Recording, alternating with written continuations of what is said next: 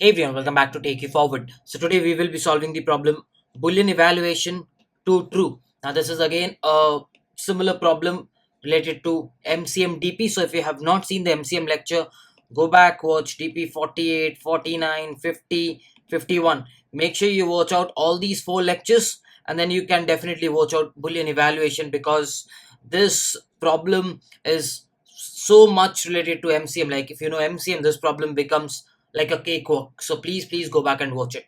Now, what does the problem state? Let's understand the meaning of the problem. So the problem states you'll be given a string. Okay. Now this is the string that is given to you, and in the string you'll be given true or false, and then an expression. Now the expressions can be or, which goes by this, and which goes by this, and zor, which is somewhat like this. So these are the three expressions that you will be seeing all over. Now imagine I give you this particular expression. Now the standard way to solve this is you can go anywhere, like true and true. Like you can probably write true and true is true, and false, which gives you false. This is one of the possible ways where you say true and true is true, and then true and false is false, thereby this is false. So this is one of the ways, but what they want you is to perform this, like to solve this in such a way that at the end of the day you get true, that at the end of the day you get true. So for an example, what I can do is, see, I can probably say I'll keep t, then I'll keep or, and then I'll perform this portion at first, like I'll perform this portion at first. So if I perform this portion at first, we will get false, true or false, which gives you true. So this is one of the ways in which you can definitely, yes, in which you can definitely get true. So I can say for this expression I have one way in which I can get true. So do I find any other way? No. Since we are not finding any other way, you have to just print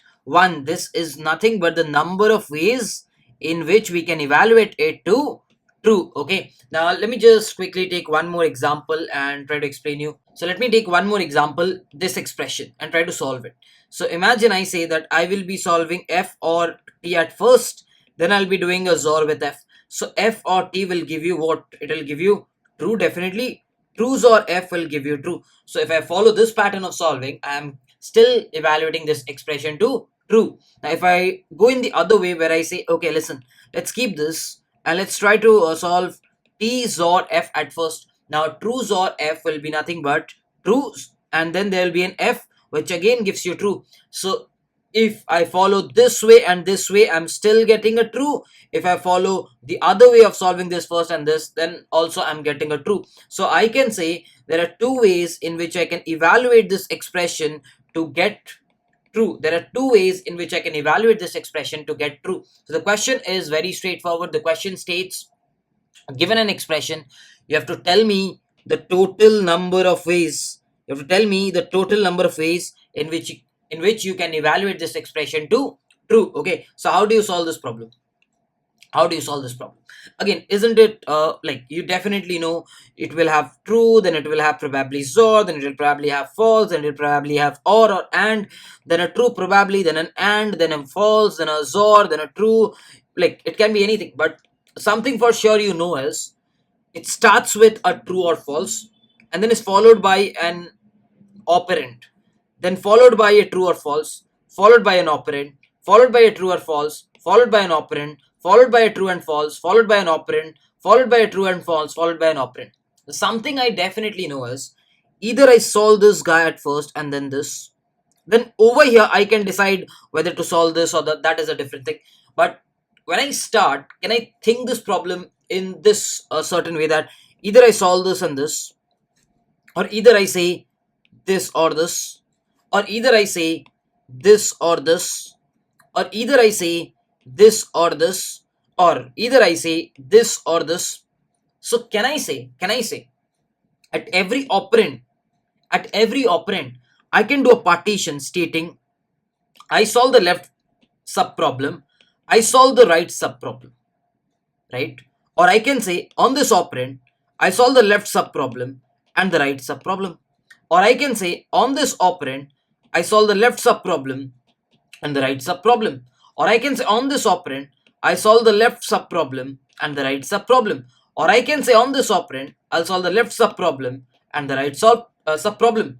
So on every operand I'm actually breaking it down into sub problems, and then imagine if I'm solving this will give you a true, and then on this, like if I try to write this sub problem, like if I just do it in yellowish, f or t and f xor t xor f. Now on this again you can do the same thing. Either you solve this and this, either you solve this or this, either you solve this or this, either you solve this or this, and again this will be solved. So am I getting a pattern of breaking it down on the operand? Yes, I'm getting a pattern to break it down on the operand. So why don't I break it down on the operand? Let's actually break it down on the operand. So can I say initially I have this entire expression to be solved. So probably we know this is nothing but similar to something like MCM, where we had A, B, C, D, E, F. We decided this will be solved at first and this will be solved at first. So can we actually think this problem in that direction? We definitely can, and that is what we will move across and try to think. So can I say initially I have this entire range. I can call this as an I and J, as we have been doing in all the other problems. I can say this is the entire range that I'm looking to evaluate, right, starting from the true to this last guy. I can say this is the initial range that I'm looking to evaluate. Now can I say if I'm standing at I can always do a partition on an operand, on an operand, on an operand, on an operand, on an operand. I definitely can do, and that operand can be this guy, this guy, this guy, or this guy, or this guy. Do you see a pattern evolving? Do you see a pattern evolving? Yes. The operands are at a distance of two indexes. The operands are at a distance of two indexes. I can definitely vouch for that the operands are or will always be at a difference of 2, right? And if this is the entire expression that we are solving, the first operand will be starting from I plus 1, then you can do a plus 2, then you can again do a plus 2, then you can again do a plus 2, plus 2, in order to find your operands, and you can go on till j minus 1, because that is where the last operand will be. So I have practically understood where can I do a partition. That is definite enough that where can I do a partition. But now how do I solve a problem? Imagine, let me just erase this blue lines, because those are a lot of lines. Okay, now this was the entire range, right? Imagine I am doing an operand, like I am trying to do a partition here. This is an AND operator. This is an AND operator. So apparently this is the sub problem that I'm saying to solve. This is the sub problem that I'm saying to solve. Correct? So if this partition is done at an index, so can I say the number of like I need to solve this partition, which is f of I comma index minus 1. This belongs to this, and this is nothing but f of index plus 1 comma j, as usual. This is a left sub problem, this is a right sub problem. Now since there is an AND operator, what should the left sub problem give you back? What should the left sub problem give you back? And what should the right sub problem give you back? That is a simple enough question that I am asking you. So we know that if there is an AND operator, and we know AND will, because you are saying there is a left guy and there is an AND and there is a right guy. So I know one thing for sure, this left has to yield a true. This left has to yield a true, and this right has to yield a true. That is for sure. The number of ways, can I say, since I'm looking for the total number of ways to make true, can I say the number of ways in which the left yields true? Imagine it is x number of ways, and the number of ways the right yields true is y. So can I say the total ways will be x into y, where x is the number of ways in which the left guy gives true, the left is true, and similarly y is number of ways in which the right is true. Understood? So that was for AND operator. That was for AND operator. Now similarly, if I think of other patterns where we are doing a partition at, imagine, OR, and there is a left guy that has to be solved, and there is a right guy which has to be solved. So if it's an OR operator, when does an OR operator gives you a true? Like when will this yield a true? Can I say if the left sub problem yields true and the right sub problem yields a true, and imagine this is x1 ways, this is x2 ways, the left sub problem yields true or gives you true in x1 ways, the right sub problem gives you true in x2 ways. So can I say the number of ways will be x1 into x2? Is it just limited to true? No, because it is an OR operator. So I can say if the right yields false in x3 ways, because this right sub problem might also give you a false, might give you a false, and if the number of ways in which it gives you a false is x3, so what you say is, hey listen, there is true on the left, there is false on the right, so true and false, if it's an OR operator, will also yield a true. True or false will also yield a true. Thereby the number of ways can also be x1. The number of ways in which you can make true on the left, the number of ways in which you can make false on the right. Similarly, can I say, if I make false in x4 ways, I can again say false from here, true from here will also yield a true. Thereby x2 into x4. So I can say the total ways will be this. I figure out the number of ways of true, the number of ways of true, number of false, false, and total will be this if it's an OR operator. If it's a simple AND, then it's an easy one. It is just x into y. If it is OR, then it becomes x1 into x2, x1 into x3, x2 into x4, right?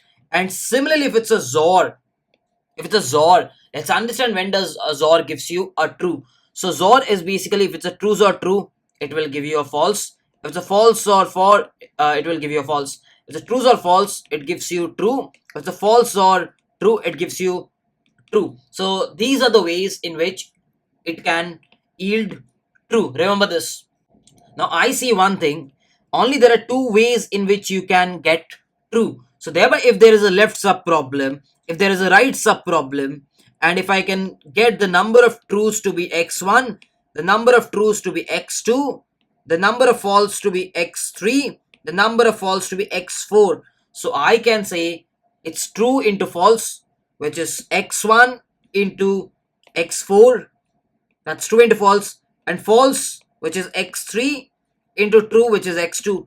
So for the XOR, whenever there is a XOR operator, this will be the total number of ways. This will be the total number of ways. So I can understand one thing. If I'm solving a left sub problem, I have to figure out the number of ways in which it can be true and in which it can be false. So I have to solve it in two ways. I have to figure out in how many ways it can be true, in how many ways it can be false.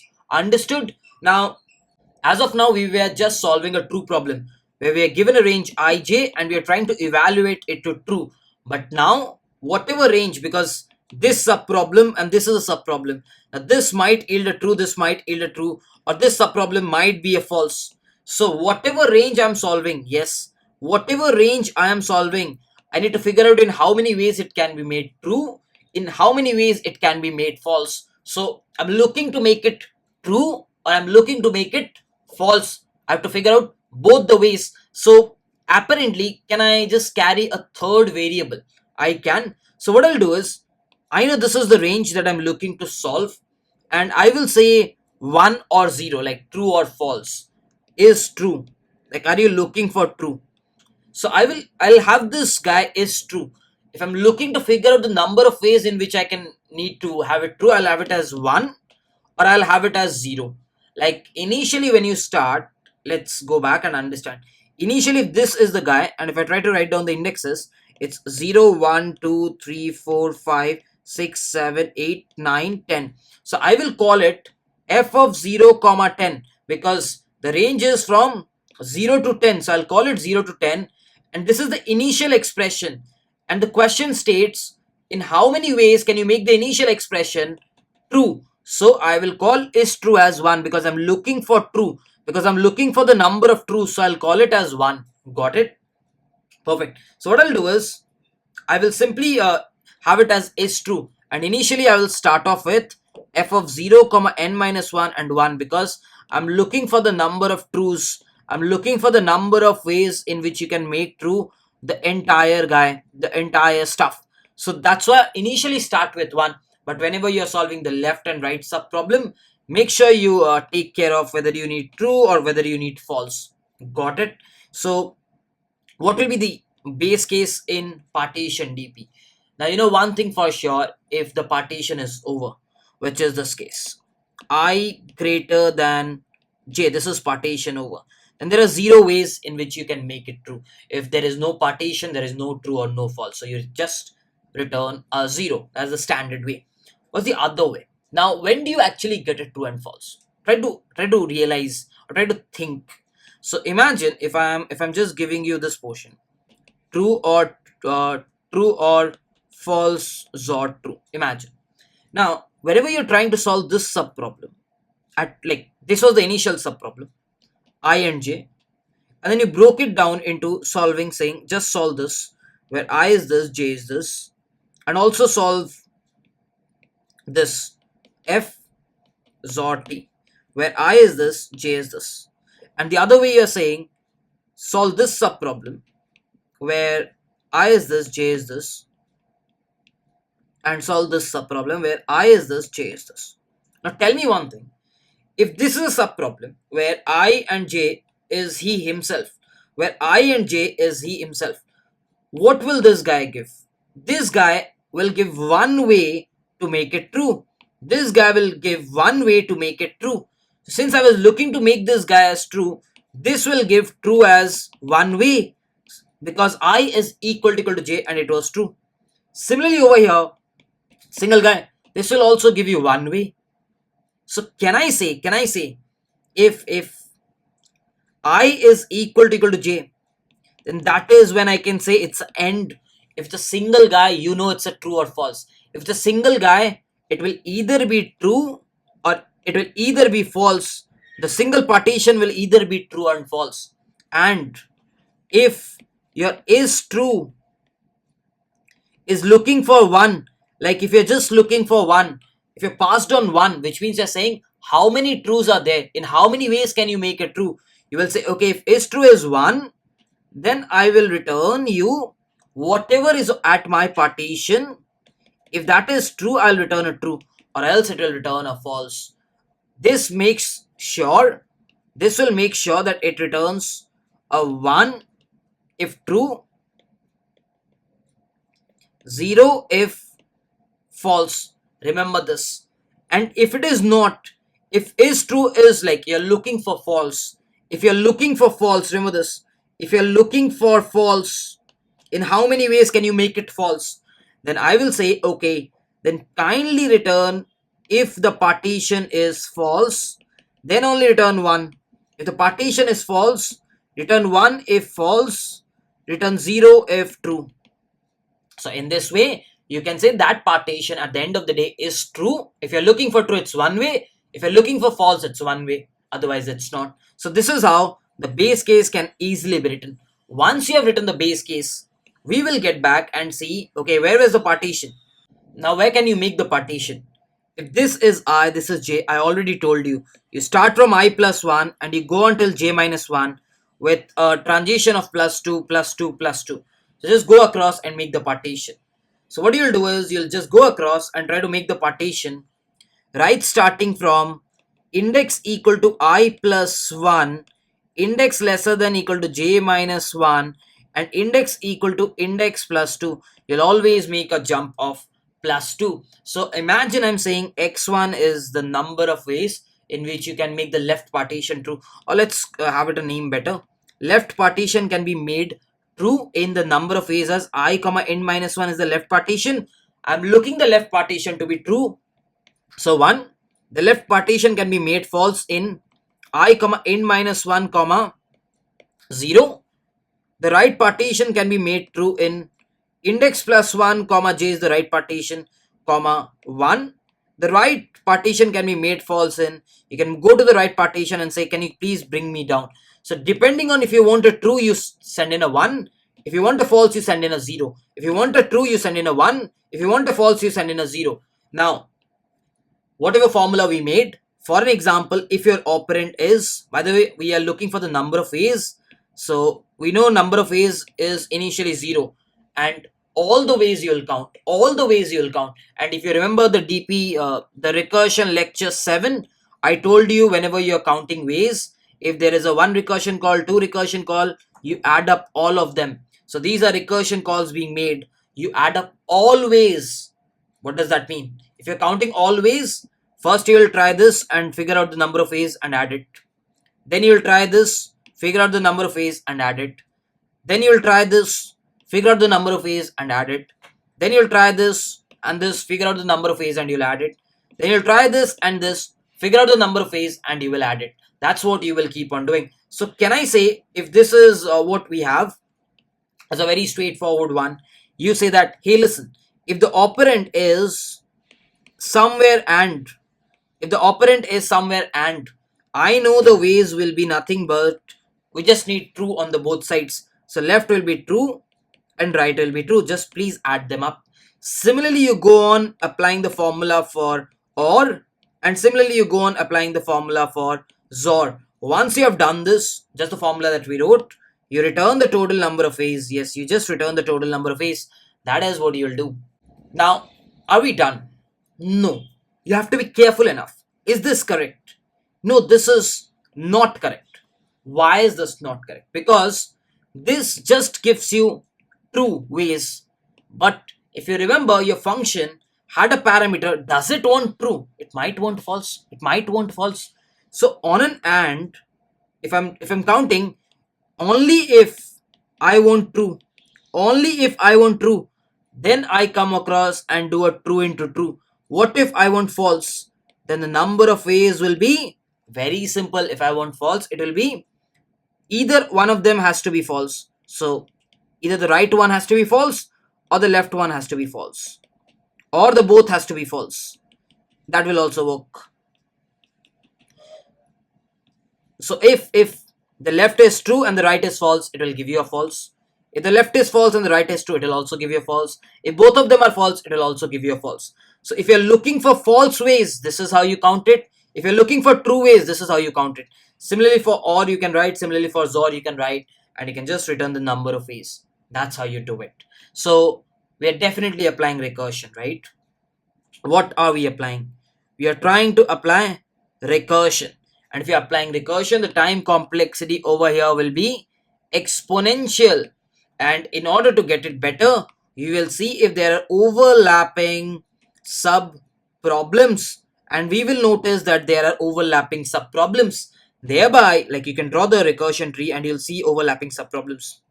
Thereby, we can easily memorize it. Yes, thereby we can easily memorize it. And if you can easily memorize it, how do you memorize? You go back to the function. The function had an I, the function had a j, the function has is true. All are changing parameters. I can be from 0 to n minus 1. So an n size will be required for this state. J can be from n minus 1 to 0. Again, an n size will be required. Is true, either I require true or either I require false. So there are two guys. So I'll be requiring a 3D DP of n, n, and 2. A 3D DP of n, n, and 2. And you will be just writing it over here like dp of I, dp of j, and is true is equal to ways. And similarly, you can just plunge that in over here. Right over here. Yeah. Right over here. If that DP has not been visited, you end up returning the DP of whatever is that. So you just write across that. And if you're doing this, you will end up boiling down the time complexity to how many? You're using these number of states. N into these are the number of states that you're using. Inside every state, you're running a for loop for the partition to be made. So this is almost near about to n cube. What about the space complexity? You're trying to memorize it in n square into 2 plus an auxiliary because you're trying to shrink it down. So auxiliary stack space will be there. So this will be the time complexity and space complexity. In the next step, we'll try to code this up. So let's quickly check out the code. Now, something very important to figure this out is since the number of ways might be a lot of ways, you need to return the answer modulo this. Okay, so please make sure you take everything in long, otherwise it will be an issue. So please make sure you do this. Int I, int j, and int is true is what we required, right? And you'll definitely require the string as well. So probably you can write the string as well. Perfect. Now I know one thing, if it exceeds this case will never happen, but still let's, for safety reasons, let's write it. And in this case, if I know it's a is true, and I will then return expression of I, is that true? If it is true, I'll return it true, or else it goes as false. Else I'll return expression is equal to false. It's false, it's a one way, because if I'm looking for that. Perfect. Right after this, I will have the number of ways. So just a quick thing, probably this we can do long, just to avoid overflows. Yeah, perfect. Long ways is equal to 0. For int index, the partition will start from this, and index will go on till j minus 1 and index plus equal to 2. Perfect. And if I'm doing the partition, I'm looking for long left. I'll just instead of writing it again and again, let's do one thing. Hash define long is ll. That is perfect. Let's change it to ll. Let's change it to ll. ll left true will be function of I of index minus 1. Let's find the number of trues. ll left false will be f of I comma index minus 1. Find the false. ll right true will be f of index plus 1 comma j comma find the number of trues. ll right of false will be f of index plus 1 comma j comma 0 comma expression. Okay, this is how you can easily find this off. Perfect. Right after this, I know there can be two ways. One is the expression going to be and. This is one of the ways. Else if the expression goes to be or. That's another way. And the last way is definitely of XOR. If it is and I know it is true is what I'm looking for, then I will go as ways plus right true into left true for sure, and we will do a modulo mod, and we will do a modulo mod over here. But if it is not, then I will do ways equal to ways plus, then this will go as right true into left. I'm just looking for false, so right true into left false.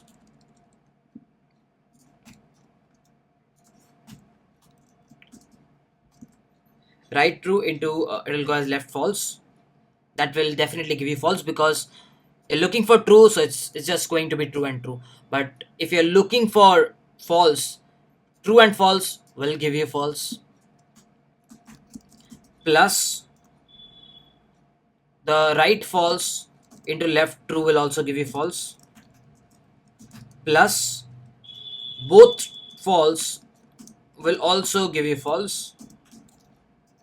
Perfect. And if you're adding every one of them, just make sure after the addition, just do a simple mod, otherwise it will overflow. So false and true, false and true, and false and false, everyone will give you a false. Perfect. If it's a or, and if I'm looking for true, then I know it will be ways plus, if it's an or, I know left true into right true will give you a false. It will give you a true rather. I know the left true and the right false will also give you a true, and I also know a right true rather, or a left false and a right true will also give you a false, sorry, a true. So all of these ways are bound to give you a true. But if I'm looking for false, another is the only way in which I can make it false is I take right false into left false and I do a modulo mod. If I go across and do a modulo mod on both the sides, like both have to be false. Perfect. Similarly for XOR, I know for XOR, if I just write down the ways, yeah, this is how it is. So if it is true, like if I'm looking for true, then the ways will be ways plus modulo for sure. And if I'm looking for true, I know both this and this will be true. So it will be left true into right false of modulo. Perfect. And plus left false into right true of modulo. This is what it is. If it is not, then it will be ways plus, so either true and true will be false or false and false. So left true into right true. Perfect. Or left false into right false. Perfect. And you can just go and do a mod. Once you have done all of these, you can simply return the ways. It was a long one, isn't it? So over here what you can do is you can just return f of 0 comma expression dot size minus 1, that is n minus 1. I need true and I need the expression. Perfect. So this is what I'll write, and once you've written this, I think should be fine. I'll try running this. Hopefully it runs. It was a long code. I did not. Now this is recursion. We need to convert this into memoization. So simple step is vector, vector, vector, and you can just go on as L, and then you can go as DP, and then you can go as N, and then you can go as the double one that we did, vector, vector, LL again, and then you can go the similar way when you can say N, comma, vector, again you can go on L, and over here you can go as 2 comma minus 1. I think it should be perfect. I'll just take it in the next line. Yeah, now it should be visible. So if you just do this, I think we should be fine, and now you can just pass on this. Just make sure you carry this across and make this a DP.